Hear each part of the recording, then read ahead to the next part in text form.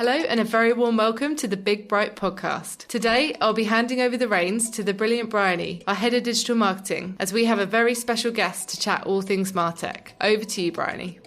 Thanks, Emma. So today is really exciting because I'm welcoming Scott Brinker onto our virtual recording studio. Scott is the founder and editor of website chiefmartech.com, which looks at all things that combine marketing and tech. He's also the founder and now chair of the successful MarTech conference and is the author of best-selling book Hacking Marketing, which discusses agile marketing, which if anyone previously has listened to this before knows is a topic I find personally very fascinating. He's also the mind behind the brilliant MarTech 5000 super graphic, which yearly charts up the industry's MarTech solutions. Scott's currently based in Boston, working as VP Platform Ecosystem for HubSpot. Scott, welcome to the Bright Podcast. Thank you. It's a pleasure to be here with you. Well, thank you very much. It's really exciting to have you join us today. We did notice on your Twitter feed yesterday that you were a fan of phrases like bits and bobs. Oh, wow, man. We could do a whole podcast just on that. The particular pieces of the British language, so much more charming than my own native tongue. So I visit the UK a fair amount. Not here in 2020, unfortunately, but hope to be back again soon. Brilliant. People look to you as an expert in MarTech.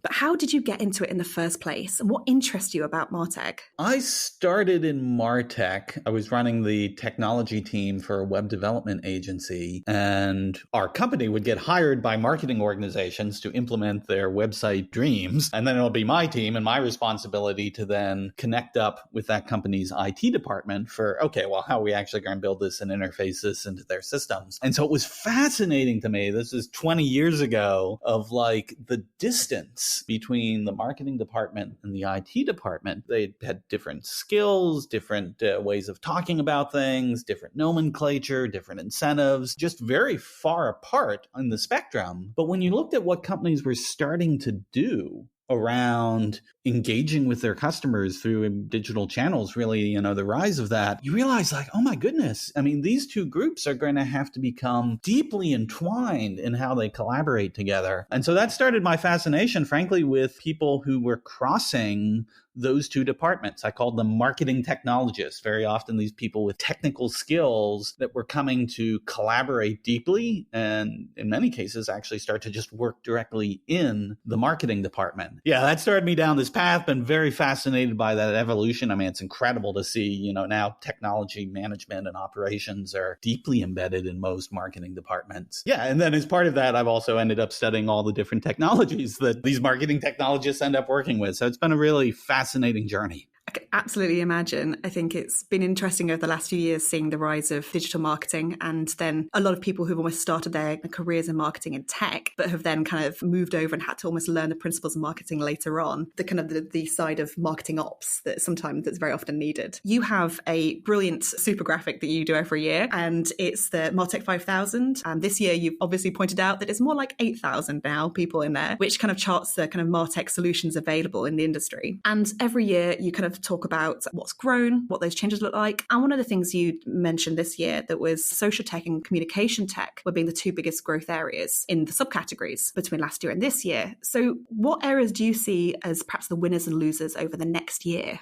Wow, that's a hard question to answer, because one of the things that has surprised me over the decade that I've been making that chart, well, one thing is obviously the growth. Like the first version of that chart had like 150 marketing technologies on it. And I remember at the time, everyone, including me, was like, wow, 150 different technologies. That's an awful lot. And so to have seen it grow exponentially to 8,000 in just a decade, yeah, it is kind of mind blowing. But I think the other thing that's really surprised me is I get asked every year, like, okay, well, where is the innovation? Which category is where the stuff is really happening right now? And it's always hard to answer because, to be honest, almost every single category continues to evolve and innovate. And so one of the examples I can give you is arguably the oldest category on the MarTech landscape is content management systems, right? Like before we did anything else in digital marketing, the first thing that happened was we're going to need a page for our website. There's been content management systems for 25 years. You would think by now, if any category was going to be, okay, we figured this out, it's done, it's over, move on to the next thing, it would be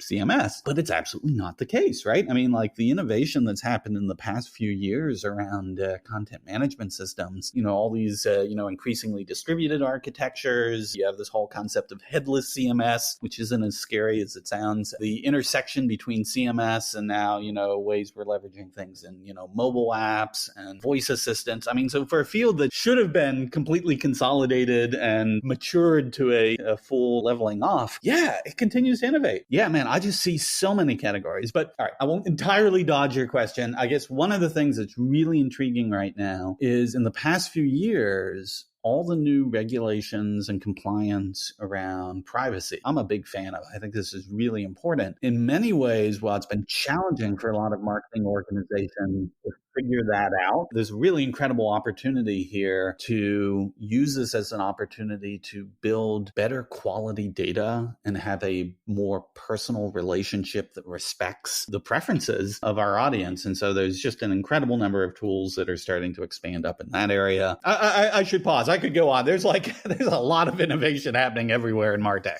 Well, data is definitely a topical one as well. It's not going away anytime soon. I think privacy is not going away anytime soon, but data is absolutely, as a marketer myself, it's the crux of everything I do. So that's really positive to hear, actually. I don't think we do it well enough yet, and I'm excited to think that hopefully we will do it better in the future. As part of that, you've mentioned recently about the long tail of MarTech. There's a really great graphic you've got on there which talks about this idea of how, okay, we've got 8,000 this year, but actually it's grown exponentially. And because a lot of companies, there's been consolidation as well as plenty of new startups. Is there a way that perhaps you could describe that in a little bit more detail to our listeners? Sure. So every time when I publish these graphics of, thousands and thousands of MarTech companies, one of the questions people ask is like, oh my goodness, I mean, like, do I have to choose among all 8,000?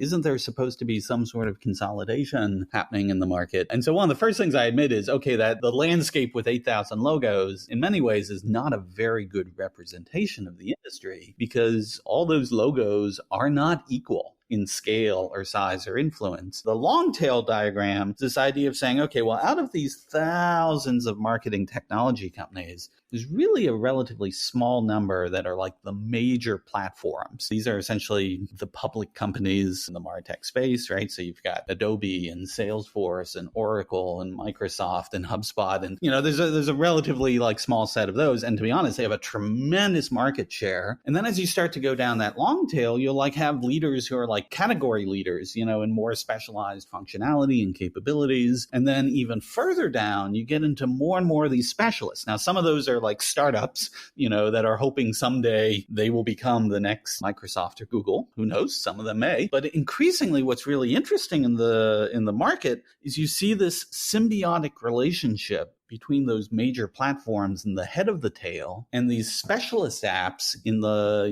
long portion of the tail, where the specialist apps increasingly integrate with those major platforms. And so the whole advantage of this is for a marketer, you pick the major platform that you're going to build your marketing stack around. And you have a relatively finite set of choices there. And then based on that, you can look at the specialized tools that integrate with the platform you chose if you want to augment the capabilities of that platform with something that's either some new emerging technology or something that's very specialized to your industry or vertical, or just, some particular capability that you want that isn't in that core platform. And so it's really starting to get a little bit of structure to the industry, and hopefully, we're still on this journey, but hopefully this will actually make it easier for marketers to harness all that innovation without having to just look at it as a big scary mess of 8,000 companies. You're totally right. I think looking at it, it looks terrifying initially, but then when you kind of get into the detail, how it all connects is absolutely an opportunity. So I can't get away from this question. I'm going to have to ask about COVID-19. It's been a huge factor for businesses this year. We've obviously seen the rise of platforms such as Zoom. What do you think the biggest change might be following the wake of Corona on the MarTech space over the next year? Yeah, it's a really important question for both marketers, but also MarTech companies. I look at it as both a combination of headwinds and tailwinds, right? Like challenges to this industry and this capability, but then also some things that are helping to accelerate it. Obviously the biggest challenge is just the macro uncertainty. Economies all around the world are still,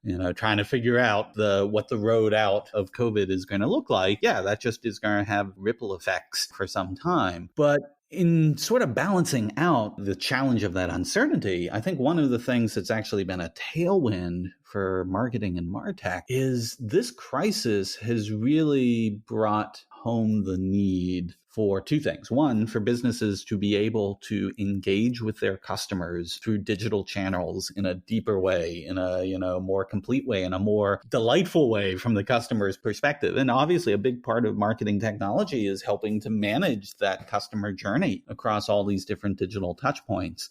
When we ended up in a world here where, oh my goodness, for a lot of businesses, the only way we could engage with our customers was digital, that really motivated everyone to start to make some serious investments and planning in how we get better at that. And I think the other piece of it is more internally, for businesses that have had the luxury of being able to keep operating, but they need to have their staff working remotely, working from home. A lot of these tools and processes that were in place before COVID, were very centralized in nature. It sort of, made a lot of assumptions of like, okay, well, we'll get this meeting together here and there'll be this queue of this person who manages this. And I think one of the things we realized in an environment where either by choice or necessity, we need to be able to have more remote employees, the support for greater decentralization in our tool set, giving people more self-service tools that they can use in marketing to do data analysis, to be able to run lightweight experiments, with a campaign or a program for a particular,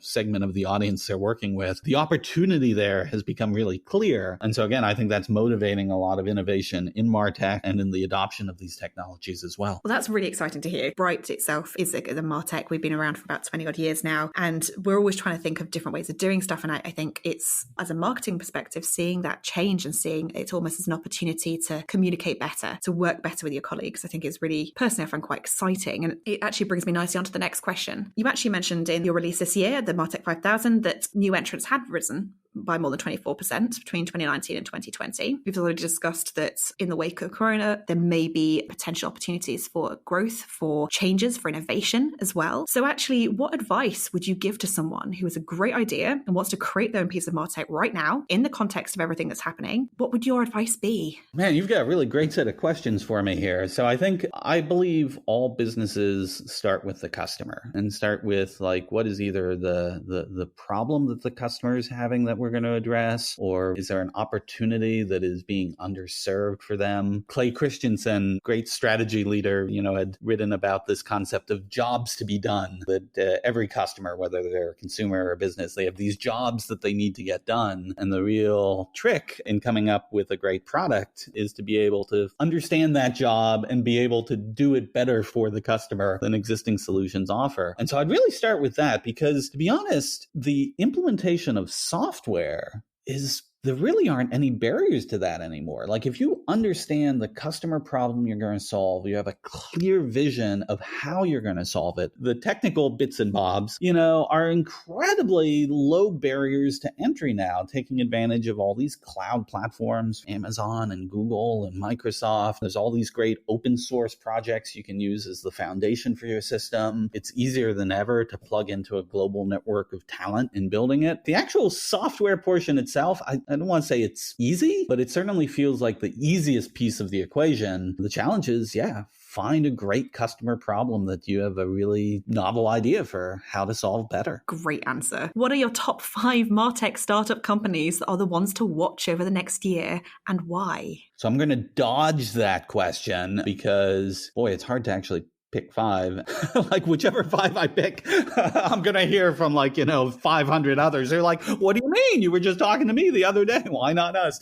But I will give you some hints. I mean, one of the things that amazes me is just how much innovation keeps happening in this space. And so if you want to be a bit of a observer of, the edge of where this is happening, there's a site called producthunt.com, particularly in the tech world, has become a place where people go to like, oh, here's this new product, or here's this new version, or here's this new thing we're, releasing, and they get a bunch of people to comment on it and upvote it and things like that. And it's incredible. I mean, there are thousands of products going through that, and they're mostly tech products. So they cover the gamut of, software as a service, but a huge chunk of them are actually relevant to marketing and sales, revenue operations teams. And so, if you go to producthunt.com and you just peek in on that on a weekly basis, I guarantee you will be astounded by some of the innovative startups that keep launching in this space. I'm kind of sad, but also quite happy you dodged that question, actually. That's a great piece of advice. Really appreciate it. Thank you so much, Scott, for joining us for this. This has been absolutely fascinating. And I feel like I could probably talk to you all day about this. Sadly, I know that I can talk all day about this too. So we'll spare your listeners that. But thank you so much for having me on the show. Brilliant. Thank you so much, Scott. All right. Have a great day. You too. Thanks for listening. Please remember to subscribe to ensure you never miss an episode. You can find out more top tips from the Bright team on our website at bright-interactive.co.uk.